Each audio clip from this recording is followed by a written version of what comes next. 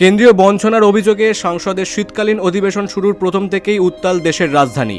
সেই ধারা বজায় রেখে বাংলার হকের টাকা মেটানোর দাবিতে সরব হলেন তৃণমূল কংগ্রেসের সাংসদরা। 100 দিনের কাজ, প্রধানমন্ত্রী আবাস যোজনা এবং জল জীবন মিশন সহ একাধিক কেন্দ্রীয় প্রকল্পের জন্য পশ্চিমবঙ্গের প্রাপ্য প্রায় 2 লক্ষ কোটি টাকা অবিলম্বে পরিশোধের দাবিতে সংসদ চত্বর উত্তাল করে তোলেন তারা। এদিন সকালে তৃণমূলের সাংসদ শতাব্দী রায়, কাকলি ঘোষ দস্তিদার, মহুয়া মৈত্র, জুন মালিয়া সহ অন্যান্য সাংসদরা সংসদ চত্বরে জড়ো হয়ে বিক্ষোভ প্রদর্শন করেন। তাদের হাতে ছিল কালো প্ল্যাকার্ড, যেখানে লেখা ছিল বাংলার মোট বকেয়া টাকা 2 লক্ষ কোটি, টাকা দেবে না হলে গদি ছাড়তে হবে। বিক্ষোভ চলাকালীন সাংসদরা কেন্দ্রীয় সরকার এবং প্রধানমন্ত্রী নরেন্দ্র মোদীর বিরুদ্ধে লাগাতার স্লোগান দিতে থাকেন। স্লোগানের মূল সুর ছিল নরেন্দ্র মোদী জবাব দাও, বিজেপি সরকার হায় হায়, এবং এর মাঝেই জোরালোভাবে শোনা যায় জয় বাংলা স্লোগান। তৃণমূল কংগ্রেসের পক্ষ থেকে অভিযোগ করা হয় যে বাংলার উন্নয়নের জন্য নির্ধারিত টাকা কেন্দ্রীয় সরকার সম্পূর্ণ রাজনৈতিক কারণে আটকে রেখেছে।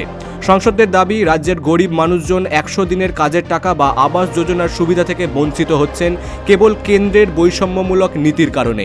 এমনকি কলকাতা হাইকোর্টের নির্দেশ থাকা সত্ত্বেও কেন্দ্র বকেয়া টাকা দিচ্ছে না বলেই অভিযোগ তুলেছে রাজ্যের শাসক দল।